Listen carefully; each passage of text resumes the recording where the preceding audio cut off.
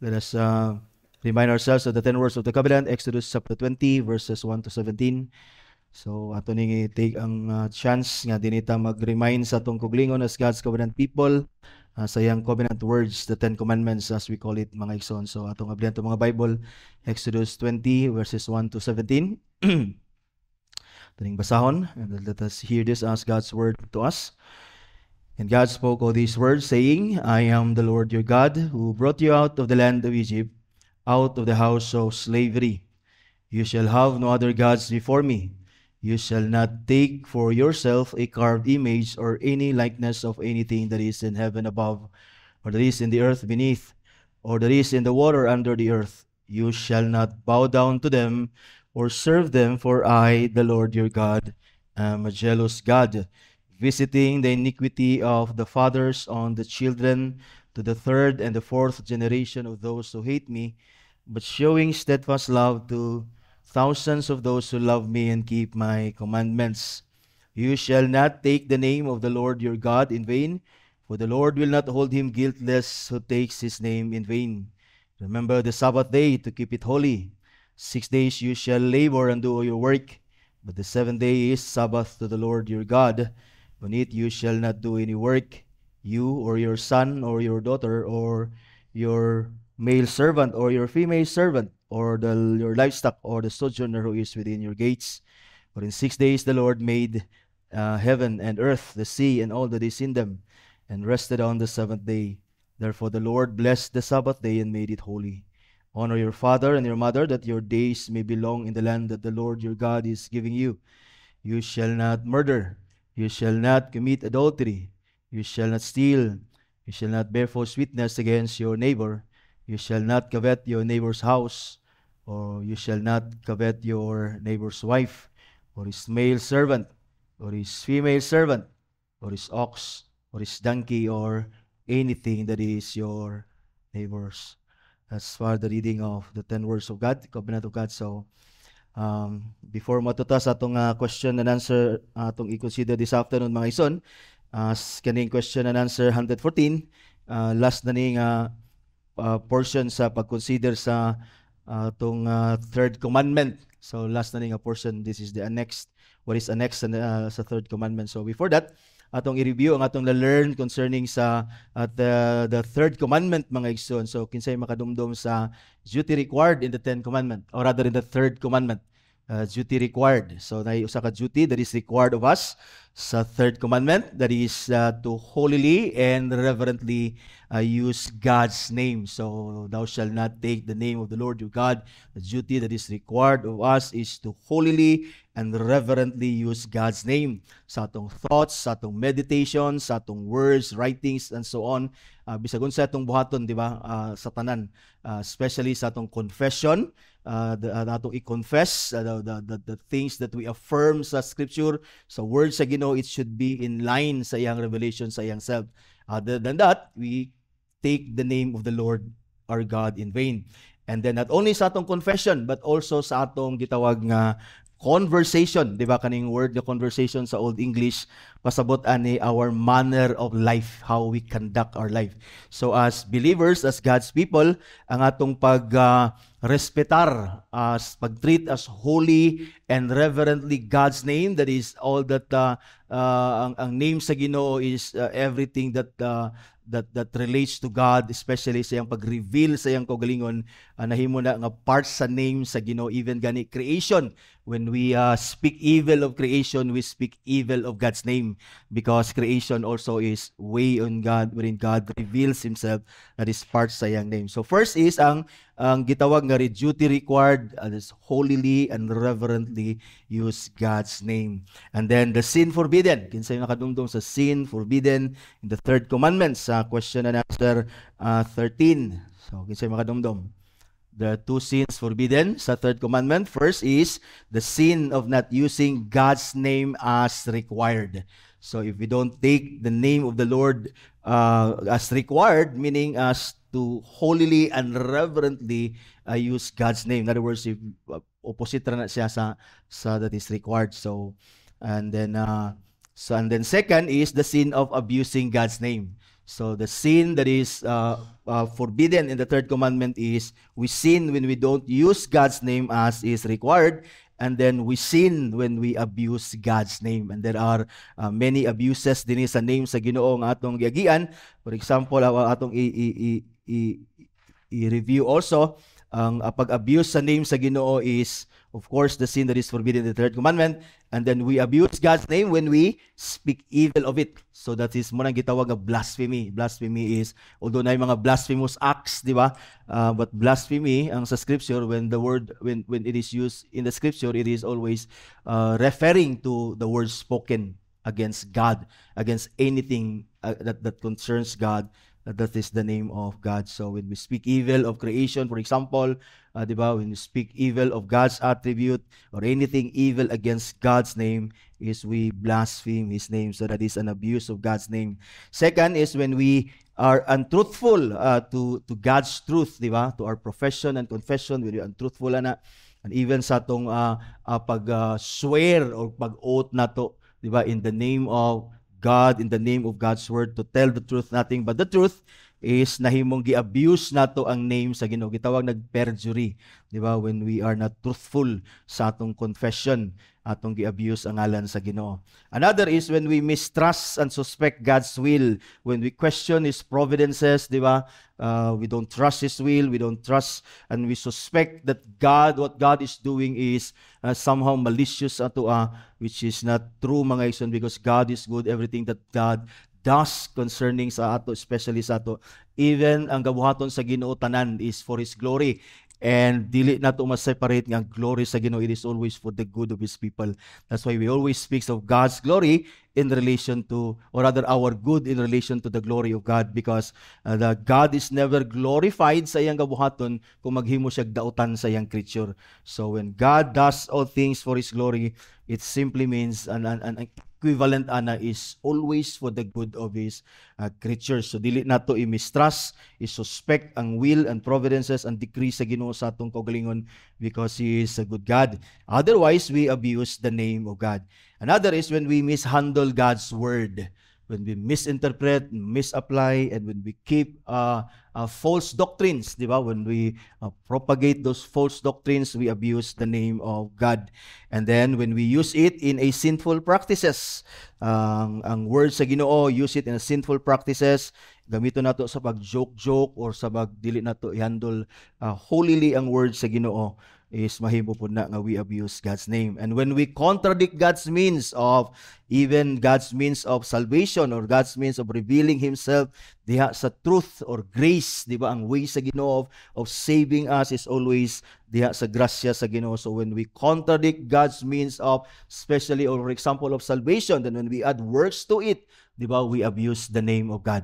Di ba? We abuse His name. We abuse His means of saving His people and even revealing Himself. And finally, gipakita sa atong mga divines ang abuse, not the least, sa pag-abuse sa name sa Ginoo when we are insincere in our Christian faith. We abuse God's name when we claim to be Christians, when we profess that we believe God, and yet we don't live sincerely according sa atong faith. Dili ta serious sa atong pagpangalagad sa Ginoo. Dili ta serious sa atong pag-obey sa word, pag-conform to the image and likeness of Christ. As we profess to be Christians, then we abuse the name of God. In other words, we take His name in vain. Di ba? Matod pa sa ni Paul, di ba? Yang i-accuse ang mga Jews that ang name sa Ginoo was profane, blaspheme ang name sa Ginoo ngadto sa mga Gentiles, because they as God's people who claim to be a chosen people of God, wala sila magkinabuhi according to the words of God as they ought to. And so nauwawan ang ngalan sa Ginoo. So when we live not sincerely sa atong Christian faith, strictly abiding sa words sa Ginoo, obeying His words, especially kung nailhan kita ng mga Christians, di ba? Ilhan kita ng Christians, and yet we don't live carefully, sincerely sa atong faith. We abuse God's name. So we sin against the third commandment. So karon hapon, we're still in the third commandment sa atong catechism. This afternoon, we will consider question and answer 114, which asks the question, what reasons are annexed to the third commandment? The answer is the reasons annexed to the third commandment in these words. Makita nato na sa third commandment that ang kaning words kaning you shall not take the name of the Lord your God in vain, for the Lord will not hold him guiltless who takes his name in vain. So ang reasons annexed to the third commandment in these words, the Lord thy God, for the Lord will not hold him guiltless. Kanang duha ka statement, the Lord thy God, and for the Lord will not hold him guiltless, taketh his name in vain, these are the reasons. Because he is the Lord and our God, therefore his name is not to be profaned or any way abused by us, especially because he will be so far from acquitting and sparing the transgressors of this commandment, as that he will not suffer them to escape his righteous judgment. Albeit there is, however, many such escape the censures and punishment of men. So diha sa maong tubag sa gitawag sa atong question og unsay reasons annexed to the third commandment. There are three reasons nga itong makita diha annexed to the third commandment, or that is the reasons why we should not take the name of the Lord your God, our God, in vain. So there are three reasons there that why we should not take the name of the Lord your God in vain. First is because he is, or because God is the Lord, or because God is Yahweh. That is the first reason nga makita nato diya. Second, because Yahweh is our God. So yung masabtan na nimo. And thirdly, because Yahweh our God will punish. So there are three reasons nga nung dili nato i-take ang name sa Ginoo in vain. First is because this God is Yahweh. Second, this Yahweh is our God. This God is Yahweh, and this Yahweh is our God. And thirdly, because Yahweh our God will punish. That's why dili na to i-take ang iyang name in vain. So these are the three reasons annexed to the third commandment, mga ison. So first, let us consider because God is Yahweh. That is because God is the Lord. Kanang Yahweh diya, muna makita nato sa atong Bible, ang kanang Lord nga all capital letters.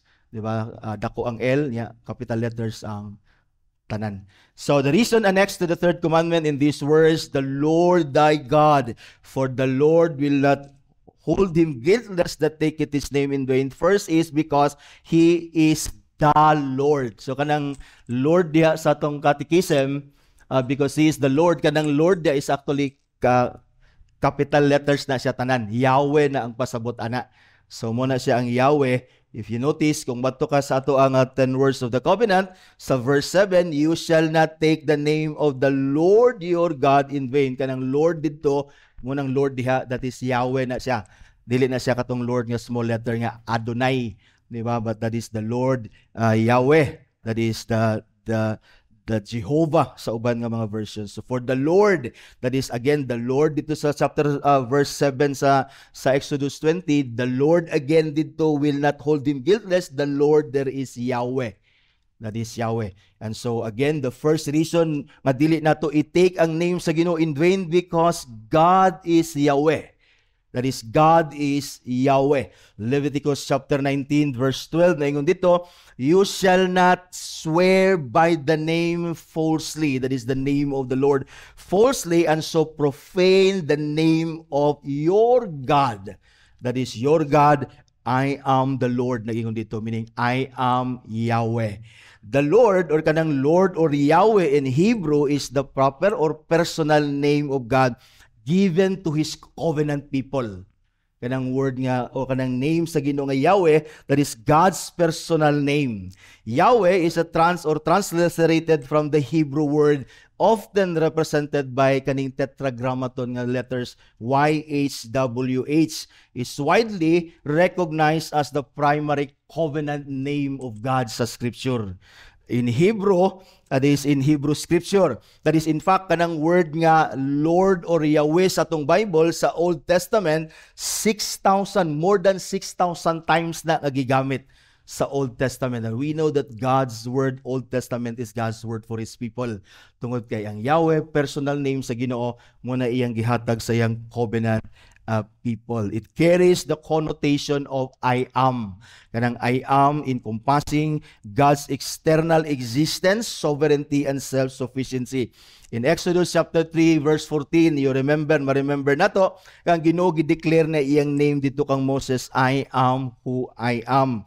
Identifying himself as the unchanging one who is the source of all being. That is the source of all being, and in and of himself na siya being, self-existence siya, gitawag nga ga-exist siya siyang kuglingon, ug wala siya agad ni bisan kinsa mga igsoon. Payon niya, I am who I am, meaning that he is who he is, that he exists on his own. He is not dependent sa anything outside of himself. Now, by affirming that God is Yahweh, but when we affirm that God is Yahweh, we mean that God is sovereign, that God is eternally self-existent and self-sufficient, unlimited and dependent and unaffected siya by anything or by nothing outside of himself. So kung moingon ta that God is Yahweh, that the Lord or that this God who reveals himself sa scripture to his people, tawgon nato siya siyang personal name nga Lord or Yahweh. The Lord thy God, Yahweh thy God. Atong pasabutan na, atong isabto na that kaning God who is Yahweh, that this God who is Yahweh is sovereign, that is self-existing and self-sufficient, dependent on anything, unaffected on anything outside of himself, mga ison. Thus, when we say that God is Yahweh, when we say that God is Yahweh or the Lord, we refer to his majesty. We refer to his authority. We refer to his sovereignty, his transcendence. And because of this, his name is to be handled holily and reverently. Logic. If earthly majesties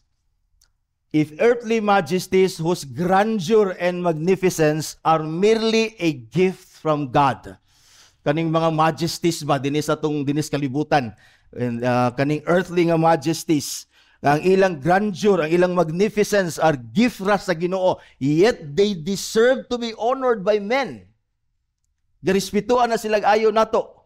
Di ba? We don't speak evil sa king, sa queen, sa president, di ba? We respect them. Kita nga Christians, magitudluan ta sa pagrespeto sa atong gobyerno or sa mga tao nga gibutang sa Ginoo to govern us. In fact, we are commanded to submit to them and not to speak evil of them. In fact, we are commanded to pray for them.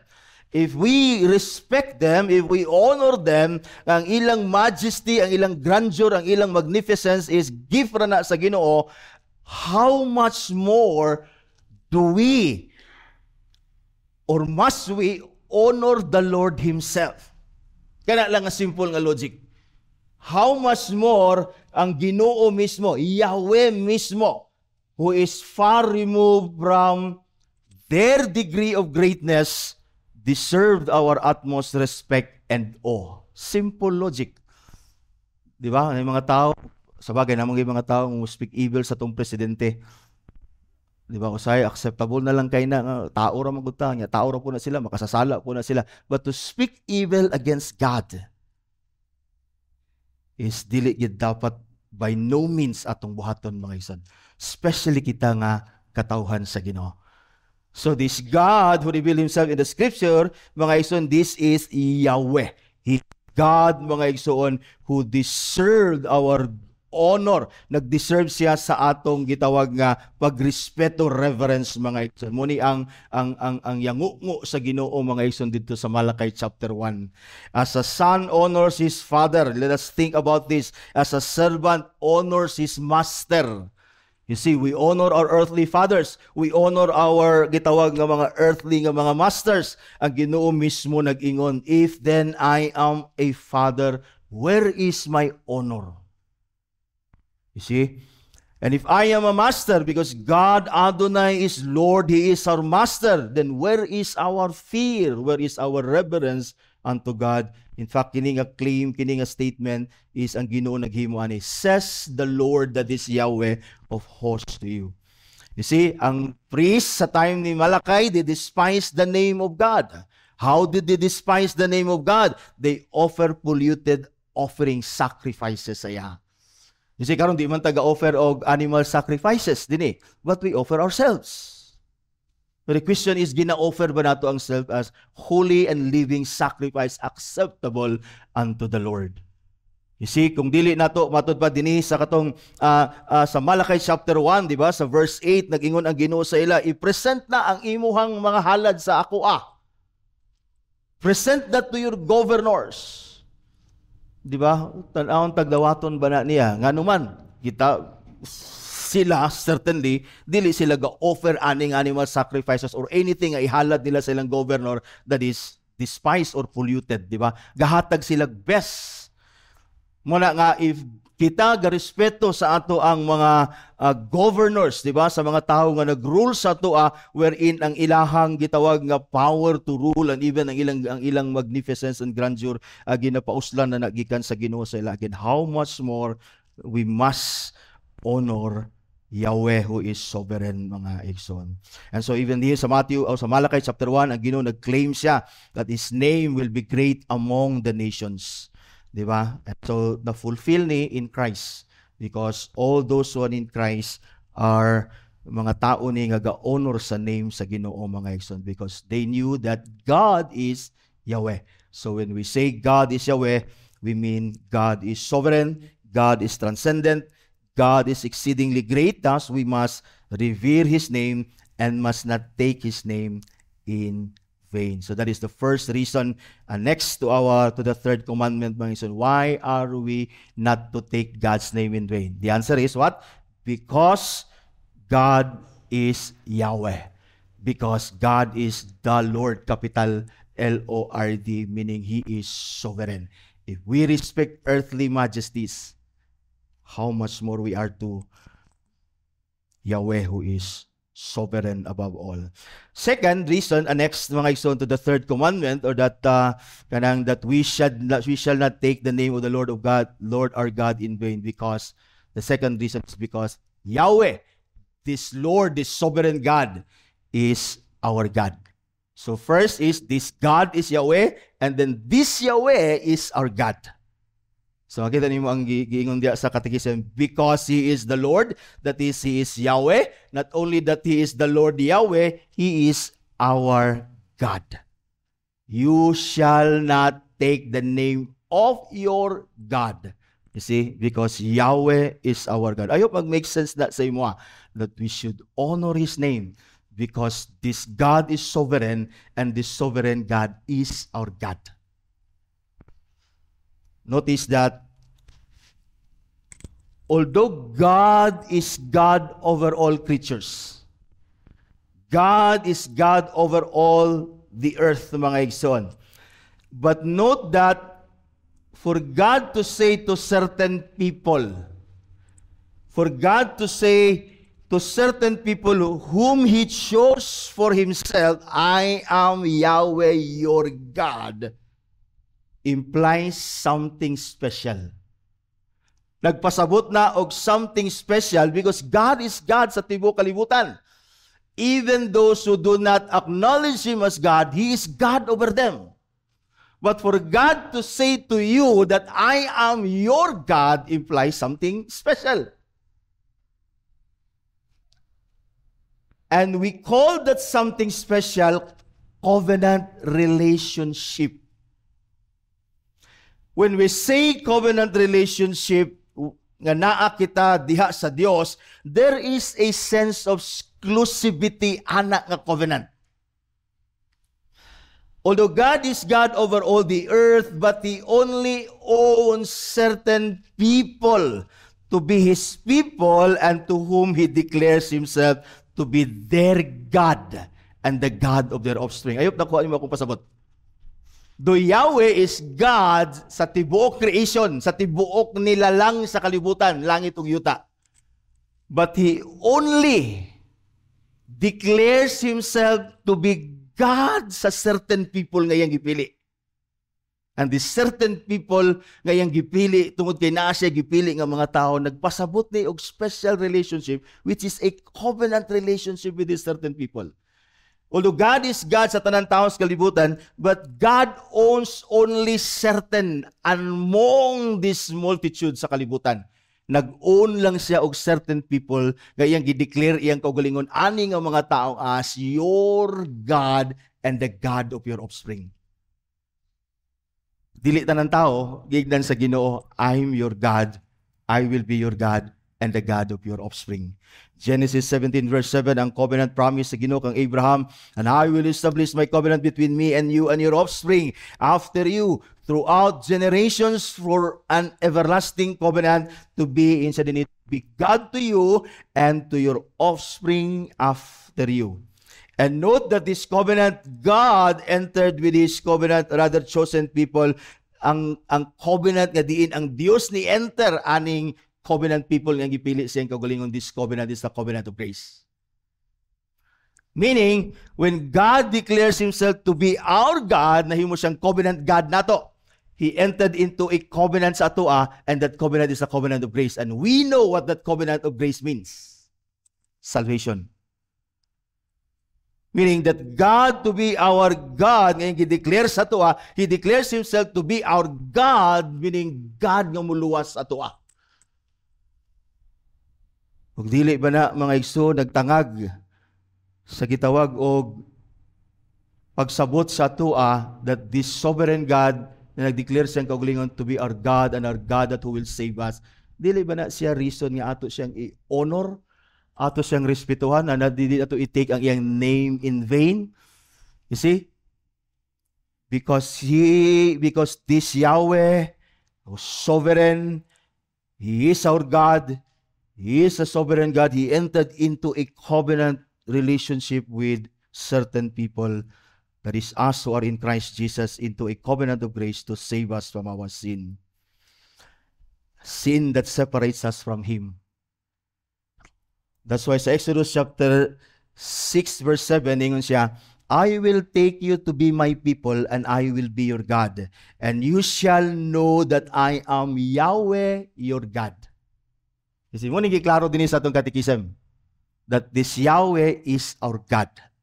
That's why we must not take His name in vain. The sovereign Lord is our God. I will take you to be my people and I will be your God, and you shall know that I am Yahweh your God, who has brought you out from under the burdens of the Egyptians. And this is also how God prefaced the 10 words of the covenant, kung imong madumduman.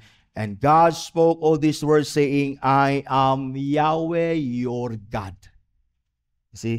Kani gisulti ra ni sa Ginoo siyang covenant people. Ginabalik-balik ni sa Ginoo, especially when God delivered them from slavery of Egypt.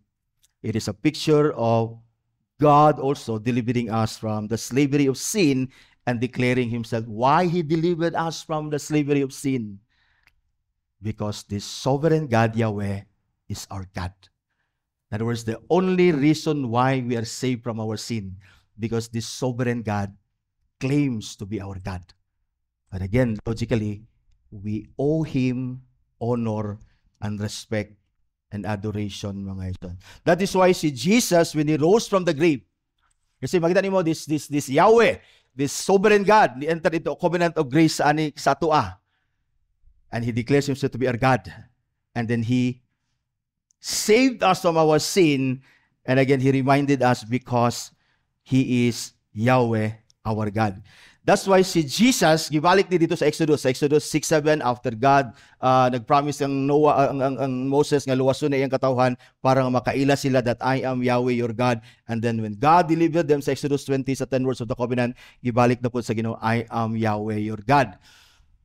That makita nimo kana nga relationship sa Ginoo sa iyang katawhan involves salvation. That's why si Jesus, when Jesus rose from the grave, pagkabanhaw ni Jesus sa gitawag og sa gikan sa minatay, meaning after Christ resurrected from the grave, unsay pasabot ana, si Christ already paid for our sin. Na-deliver na niya from our sin. In other words, Christ accomplished what was required of the covenant of grace, that He is to die for the sins of His people so that His people will be saved. Tanawa ang words ni Christ. John 20:17. Di ako nang ginabalik-balik. This is one of my favorite verses sa scripture. John 20:17, si Jesus ningon siya to the women nga nagcling sa iya, di ba? Si Mary ningon siya. Jesus said to her, "Do not cling to me, for I have not yet ascended to the Father, but go to my brothers," that is, my disciples, "and say to them," tanawang words ni Christ after He resurrected from the grave, "I am ascending to my Father, your Father." Ingon din siya, "My God and your God." Because God claiming or declaring to be God sa certain people kita is naanay emphasis, or rather naanay gitawag, nag-imply na siya nga God has established indeed a special relationship sa tuwa. That He is sovereign, that He is our God who will save us. That way si Jesus, when He already accomplished what was required sa covenant of grace, which is mamatay siya sa sala sa iyang katawan, that they may be saved. Ngayon siya, "My Father, your Father, my God, your God." Again, for God to be our God implies special relationship. Because though He is God sa tanang tao sa kalibutan, but He is only God to certain people, nag-claim niya nga iyahang people. Jesus parallel this "my God, your God." Kaning statement ni Jesus ba, yan yung giparallel niya. Kaning statement nga "my God, your God," ang parallel ani is "my Father, your Father." In fact, ang statement ni Jesus sa gitawag niya "my God, your God" is nahimong nauna ang iyahang statement sa gitawag "my Father, your Father." Aya siya nisulti og "my God, your God." It is because the "my God, your God" nagtangag na og special relationship sa Dios aning certain people nga iyang giluwas diha kang Christ. Na dili lang siya God aning nga mga tao, He is also a Father ani nga mga tao. Therefore, we can say that although God is God of the universe and of all the earth, but He is only a Father to His chosen people whom He saved in Christ. That is, in fact, He is God to them in a very special sense. You see, pagingon sa Ginoo sa tuwa, "And I am Yahweh, your God," nagtangag special relationship.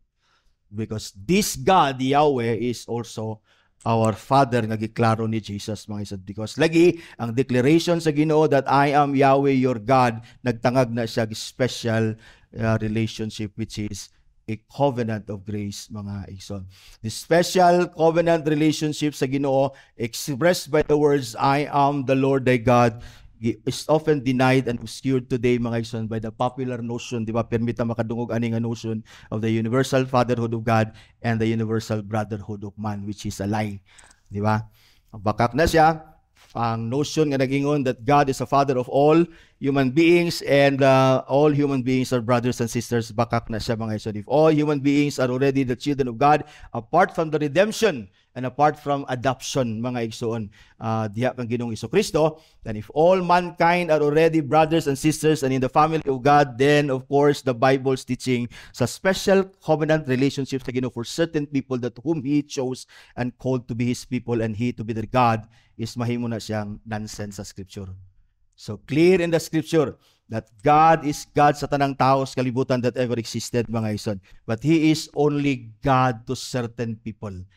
Again, akong balikon, kana siya nga statement sa Ginoo that "I am your God," nag-imply na siya og certain special relationship, and that relationship is a covenantal relationship, that is a covenant of grace, that God, as our God, He will save us diha kang Christ, for Him not only to be our God, but for Him also to be our Father. So, na special relationship. Now, karon balik ta sa Malakay, di ba? If I am your Father, where is my honor? If I am your master, where is your fear sa kuha? You see, so makita nato, mga igsoon, ang reason nga gihatag dinhi sa mga divines, first nga dili nato i-take ang name sa Ginoo. First is God is Yahweh.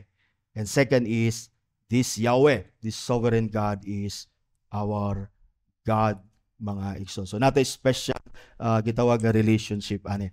So this therefore, mga igsoon, because of this, because God is God and this God is our Father, rather this God is our God and the Father of Christ is our Father also. This requires again sa tuwa tanan. Nag-require ni sa tuwa to revere, not only God as our God, but to revere God as our Father as well. Di ba? So, laro na to ning pag-revere bito nato, pagrespeto nato sa Ginoo as our Father. Nindot kayo siya di na to matugkad ang kanindot sa relationship ba nga gipakita ni Christ ato aning Yahweh, ni Yahweh which is the sovereign God, that He is our God. And at the same time, He is our Father. And sometimes, tungod sa kanindot aning relationship, this is a very kanang intimate relationship, filial relationship between us and God. Diha usahay musulod ang atong irreverence. Tungod anang nasubraan ka intimate. Let us not forget, brothers and sisters, that though God is our Father, ayaw kalimot that our Father is God. Say, malimot na. Nasubraan ta kasuod. Sa atong subraan sa, yes, this relationship is intimate. At sometimes, kani nga intimacy, mawala atong respeto. Diya, pareha man na sa ato din sa kalibutan. Kasi ang atong kasuod, mawala ang gap, mawala ang respeto. Ato na lang yanu-yanuhon ang Ginoo kay ato man siyang amahan. Muna ang tendency, muna ang danger sa gitawag kung dili nato sabtunog ayo that Yahweh or God is Yahweh and this Yahweh is our God. And this God is our Father. So God is our Father, ayaw pod kalimot ang reverse ana that this Father is God Himself, that we ought to respect, that we ought to revere highly, mga igsoon. Di ba? So, although kanang word nga Abba is father, papa, or daddy, at usahay kaning atong paggamit bitaw sa Ginoo, papa, tawag na to siya papa, murag na ay sort of irreverence. Rather than to stick sa language sa Scripture. Abba, Father. Kasi yanu-yanu na nilang Ginoo, Daddy, Daddy. Sobraan kasuod ba? Nakalimot sila nga ang Ginoo, though yeah, He is our Father, but He is God Himself. Dili na to inanaon, mga ison. So, i-keep na to ang respect always sa Ginoo.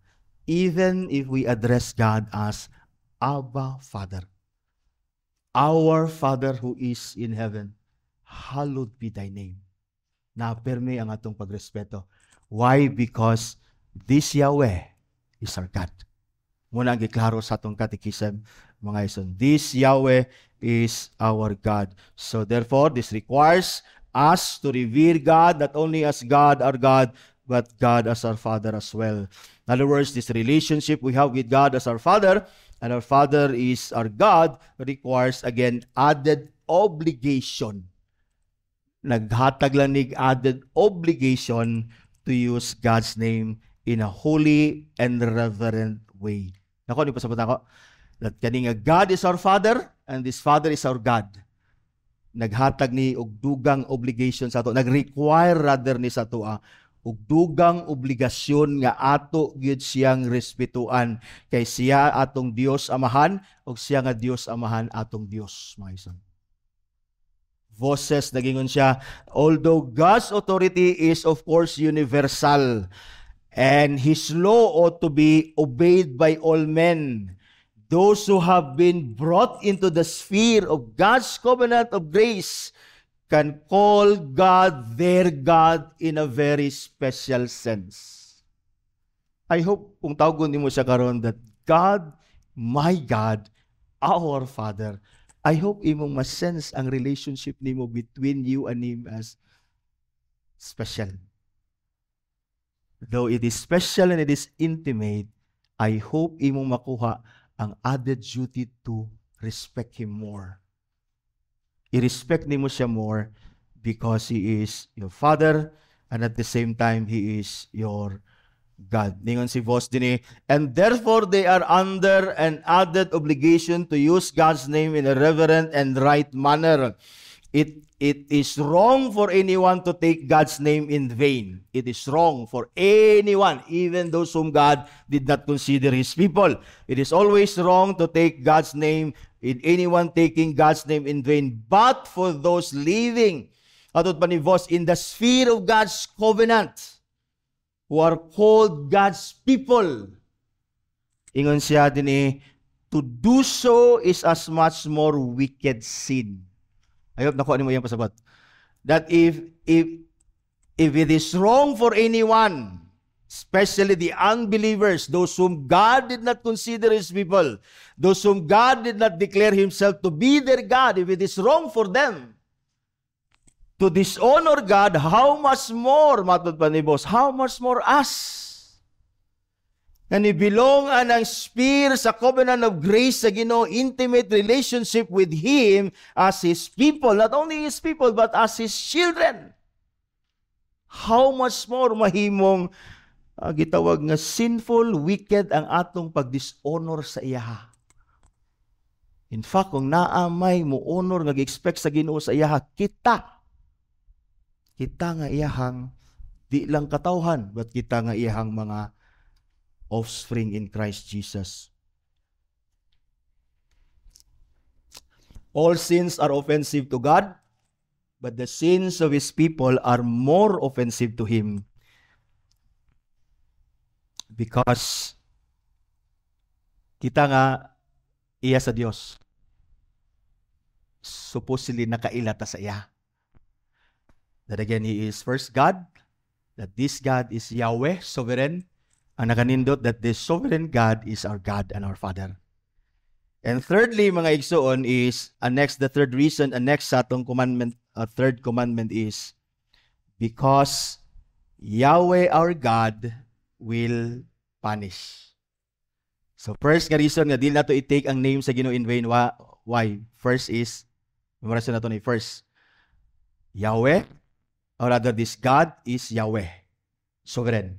And second, because this sovereign God, Yahweh, is our God, na intimate relationship. And thirdly is because this Yahweh, our God, Lord, our God, will certainly punish those who take His name in vain. Now remember, kaning 10 words of the covenant, 10 commandments, although all people are obliged, they are under duty to obey these things.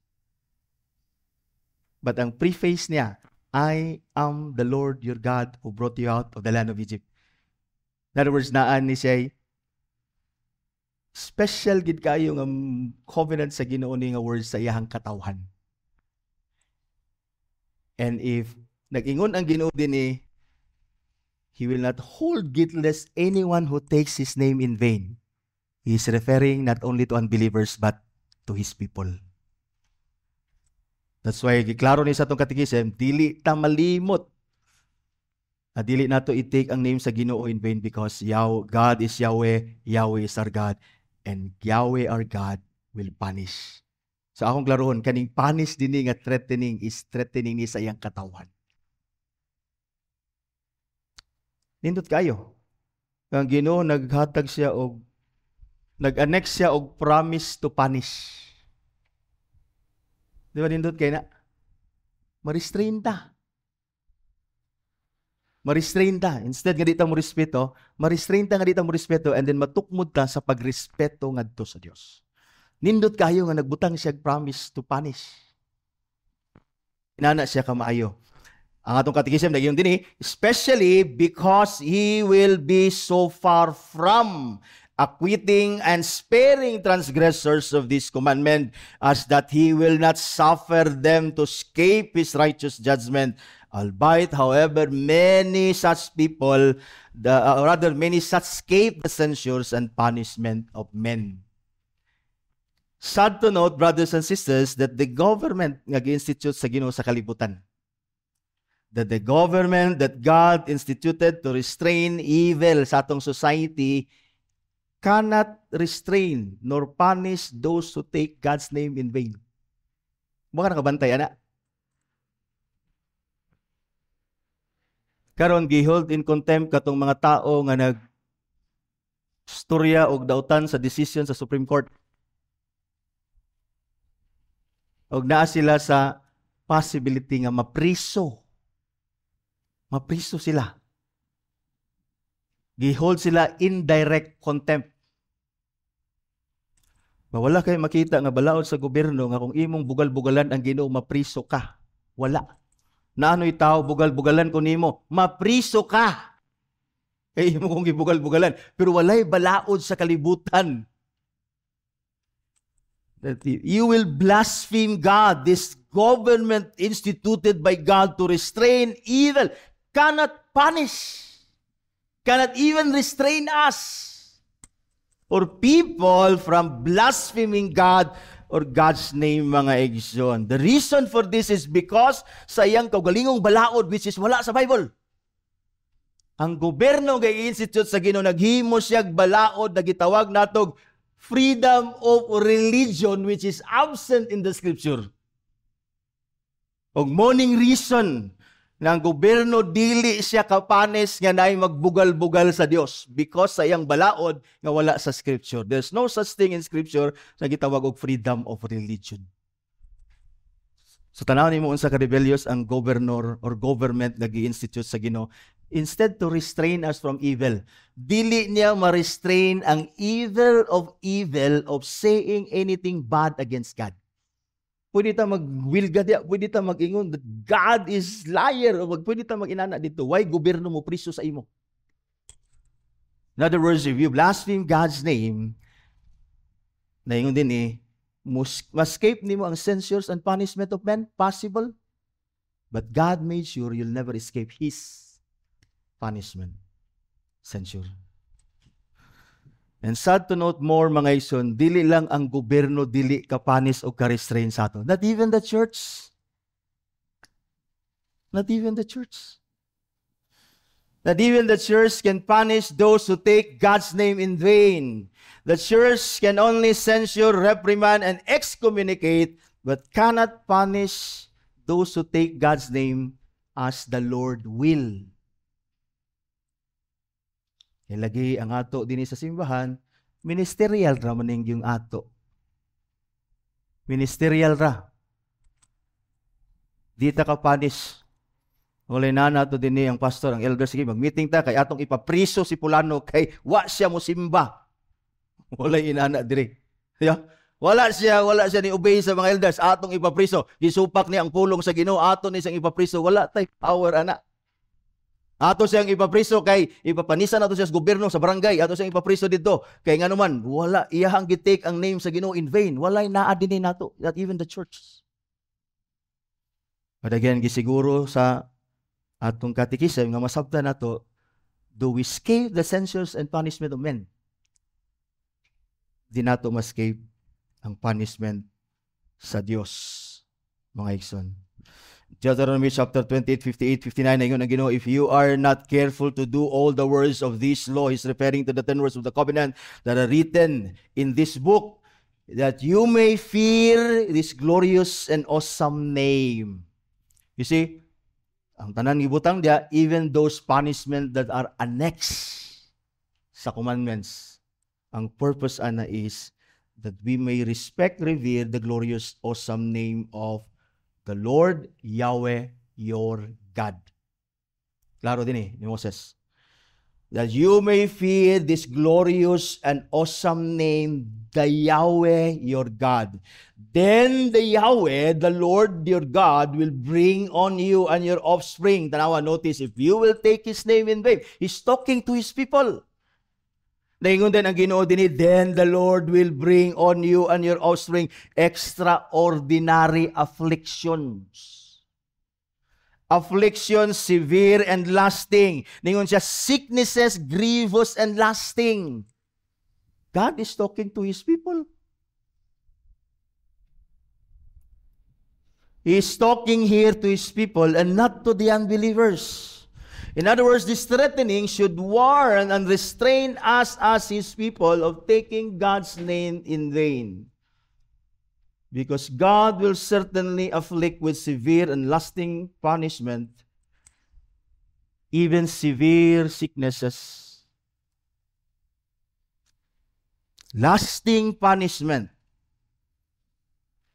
Ka nga wala man na sa Bible. Naay example sa Bible ani. Ini gitawag nga lasting punishment. Kaya tanaw nimo dinhi sa Deuteronomy 28, extraordinary afflictions, afflictions severe and lasting, and sicknesses grievous and lasting. Lasting punishment. 1 Corinthians 11:29-22. For anyone who eats and drinks without discerning the body eats and drinks judgment on himself. Verse 30, di nato ni gabasahon. That is why many of you are weak, sick, ill, and some of you have died. These are God's people. Some of you nagsakit, some of you nangamatay og sayo because you take God's name in vain. Partaking of the sacrament not in a serious way and by faith is taking God's name in vain. Because sa itong God's name, anything that relates to God, a revelation of Himself, which is part ang sacrament. Manalingon si Paul din sa 31, but if we judge ourselves truly, we would not be judged. But when we are judged by the Lord, we are disciplined so that we may not be condemned along with the world. Minaw, the Lord disciplines those whom He loves. And that discipline could mean sicknesses, even death. That's why nayon natong catechism, even ang atong 10 words of the covenant. You shall not take the name of the Lord your God in vain. Yahweh, your God, this God is Yahweh, this Yahweh is God, because He will never hold guiltless anyone who takes His name in vain. And He's referring to His people. Sa ako nang gikaingon, although threatening ni sa Ginoo sa atoa, but this threatening is discipline. But this discipline could mean death. Mamatay sa'yo. It does not mean nga di nakaluwas. Mas may nang patyon ka sa Ginoo kung di ka patuo kaysa magpabilin ka dinhi nga mamatay ka sa other nga mga hinungdan sa imuhang kabuhaton. But again, brothers and sisters, although this is a threatening, but unta ang epekto nga gusto sa Ginoo nga mahitabo sa tuwa ba? Aning threatening, which is restraining. Restraining. That we should never, ever, ever, ever, even in our thoughts, nang mintang Ginoo ay klaro, we should never do that. And we should never take anything that relates to the Lord in vain, mga igsoon, because the Lord will punish His people. And this punishment could mean sicknesses lasting, death lasting. Again, this is not to condemn us, but again to restrain us from taking God's name in vain. Nana ka Ginoo, ka serious ang Ginoo sa iyang honor. Iyang honor. Here's the reason why God does not allow us to break this commandment, or will not hold guiltless who takes His name in vain, because this concerns God's honor and authority as Yahweh. Kasi makita nimo, escape man nato ang punishment sa gobyerno, because even the government cannot and does not bother to punish those who take His name in vain. Even the church. Salamat that we're reminded this afternoon that we cannot escape God's censure, God's discipline, God's punishment, mga igsoon. So 3 reasons annexed to the third commandment, or the reason why we should not take the Lord's name in vain. First, because God is Yahweh. That is, He is sovereign, exceedingly great, because of who He is, angay siyang respetuan. And second, because this Yahweh, sovereign God, is our God. Again, ayaw kalimot when we say this Yahweh, I am Yahweh your God. Ayaw gid kalimot sa special sense sa claim sa Ginoo that He is our God. Na special relationship with His covenantal, and that is a covenant of grace. And that's the reason why, in fact, we're saved karon. And it's the reason why we ought to respect the name of God. That even if we call Him Father, we call Him in a reverent way. Ayaw nang muraog. Kanabitang murag, kasi tawagan na? Ha? Ano bitang murag wala na respect? Although I can call Father Papa, but I'd rather call him Abba. Because when we use the language of the Scripture, is somehow wala bitang giilan nato that indeed God is different from our earthly fathers. Our Father in heaven, hallowed be thy name. And lastly, and third reason na gihatag din first, because God is Yahweh, Yahweh is our God. Second, Yahweh our God, didungan na ni siya, Yahweh our God. The Lord thy God will punish. He will not hold him guiltless to those who take his name in vain. Because any sin against his name is a sin against his honor and a sin against his authority as Yahweh. So I hope imo ning sabton mga igsoon in a relational sense. Para mawala ang fear of condemnation, mawala ang fear nga muobey ta kay mahadlok ta magabaan, mawala na siya ba. Only lang nga ma-restrain ta and then ma-push ta to obey rather to honor, respect, and revere the name of God. Anything that relates to God, atong i-treat as holy, atong i-treat reverently because this relates to God, Yahweh our God, and He will certainly punish. Ang son. Question and answer 114. What reasons are annexed to the third commandment? The answer is the reasons annexed to the third commandment in these words. The Lord Yahweh thy God, and the Yahweh, the Lord, will not hold him guiltless that takes his name in vain, are because he is the Lord Yahweh and our God. Therefore, his name is not to be profaned or any way abused by us, especially because he will be so far from acquitting and sparing the transgressors of this commandment, and as that he will not suffer them to escape his righteous judgment, albeit many such escape the censures and punishment of men. So, gi-assure ta nga dili ta kaipsot sa punishment sa Ginoo. And I hope magtukmod na sa ato again to honor him as we ought to, because he deserves it and he is also sovereign as our God, mga sons.